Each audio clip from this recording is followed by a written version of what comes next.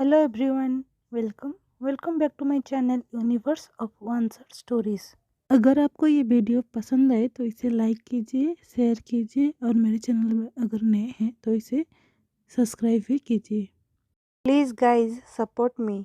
तो चलिए शुरू करते हैं हमारी स्टोरी डील ऑफ मैरिज का आज का पार्ट। हमारी कहानी की शुरुआत वहीं पर होती है जहाँ पर ये ख़त्म हुआ था।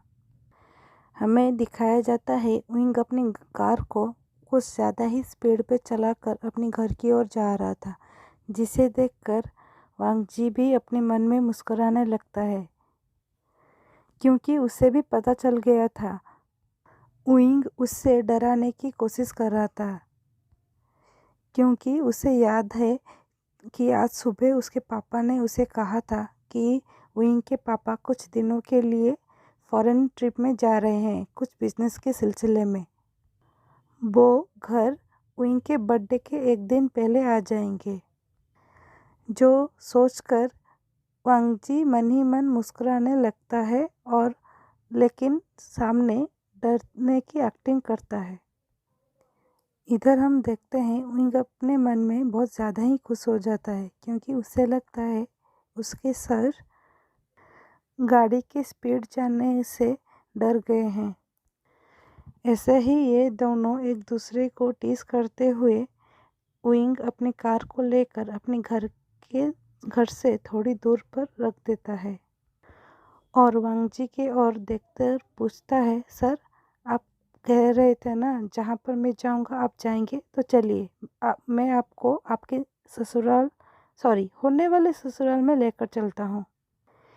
जिसे सुनकर वांग जी डरने की एक्टिंग करते हुए उसकी ओर देखकर कहता है, लेकिन अंकल अंकल तो होंगे ना। जो बात को सुनकर विंग अपने मन में सोचता है, अगर मैं बोलूँगा नहीं होंगे तो वो डरना छोड़ देंगे, लेकिन अगर कहूँगा होंगे थोड़ी ना उन्हें पता चलेगा कि मैं झूठ बोल रहा हूँ कि पापा यहाँ पर क्या इस कंट्री में भी नहीं है। वो आउट ऑफ कंट्री गए हैं बिजनेस के सिलसिले में।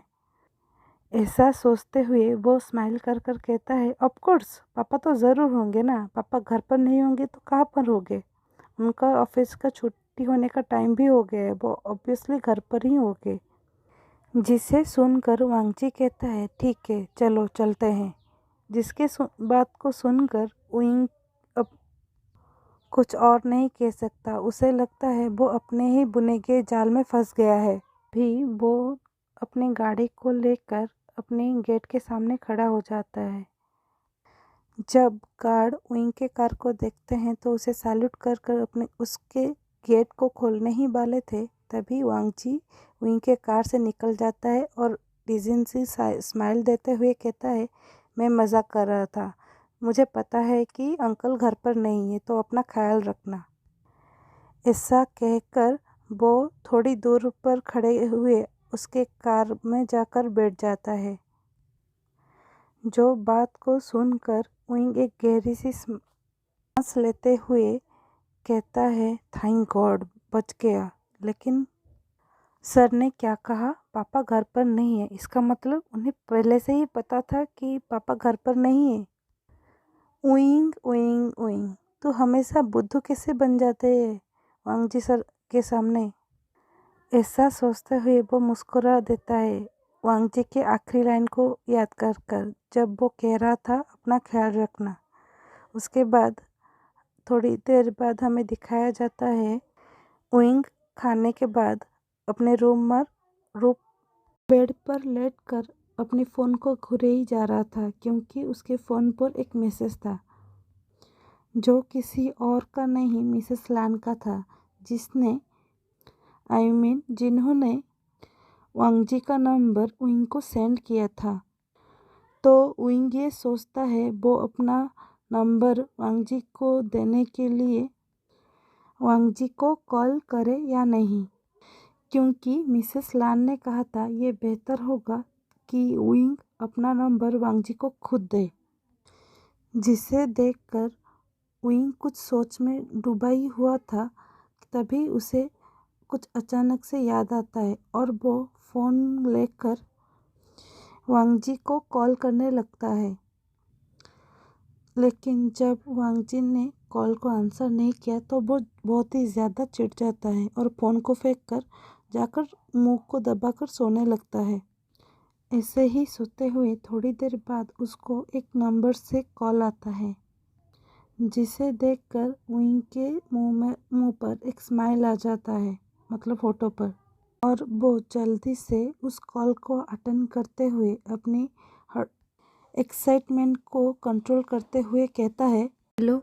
जिसे सुनकर दूसरी तरफ से वांग जी का जवाब आता है, विंग, क्या ये तुम हो? जिसे सुनकर विंग कहता है, जी सर, ये मैं हूँ। मुझे आपका नंबर आंट लान ने दिया था। जिसको सुनकर वांग जी कुछ नहीं कहता है और पूछता है, क्या तुमने खाना खा लिया? जिसके जवाब में विंग कहता है, अभी तक नहीं सर, मुझे लग रहा है कि मैं आज खाना नहीं खाऊंगी। तो वांग जी कहता है, क्यों नहीं खाओगे? विंग कहता है, क्योंकि सर मुझे अकेले खाना पसंद नहीं है, पापा भी आज घर पर नहीं है, इसीलिए मैं कुक से मना कर दिया था आज खाना बनाने के लिए। तभी वांग जी कहता है, लेकिन विंग, रात को खाना ना खाकर सोना भी ठीक नहीं होता। जिसको सुनकर विंग कुछ नहीं कहता है।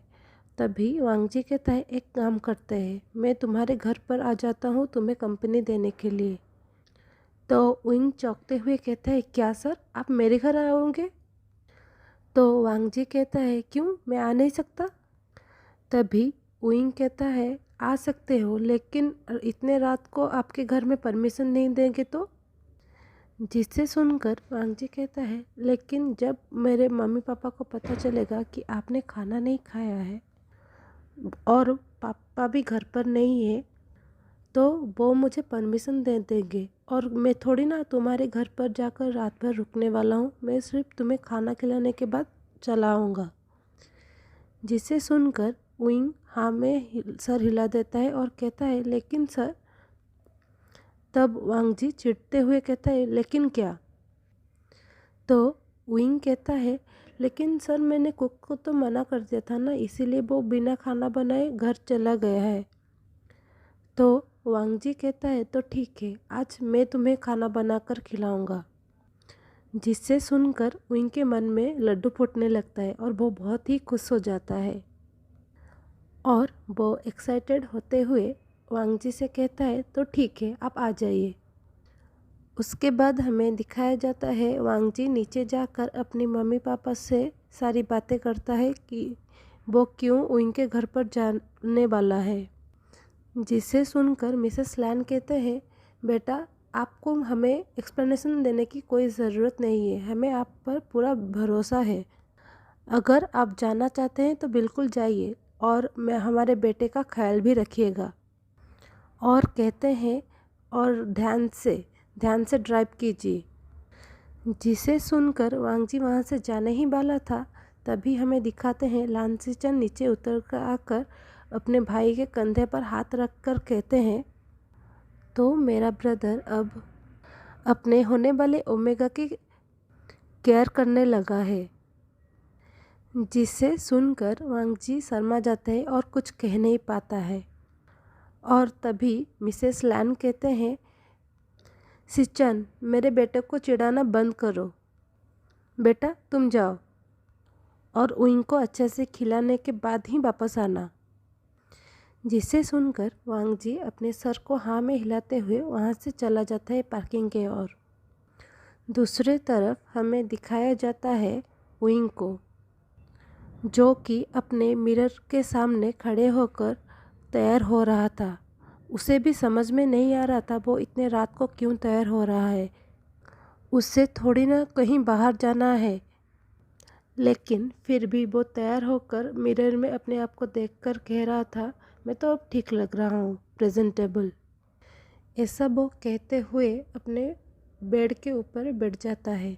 तभी थोड़ी देर बाद उसे एहसास होता है कि कोई इंसान एक बाइक में आकर उसके घर के कॉलिंग बेल को बजा रहा था। तभी वो चौंक जाता है क्योंकि उसे याद है वांग जी सिर्फ कार चलाता है, ना कि बाइक।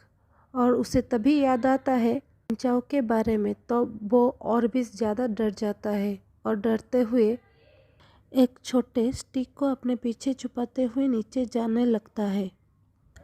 तो अब हम कल देखेंगे कि आगे क्या होता है, तो कौन आया है उनके घर पर। आपको ये स्टोरी पसंद आ रही है तो इस स्टोरी को लाइक कीजिए, अपने दोस्तों के साथ शेयर कीजिए और अगर मेरे चैनल में नए हैं तो इसे सब्सक्राइब भी कीजिए। प्लीज़ गाइस सपोर्ट कीजिए and thank you for watching.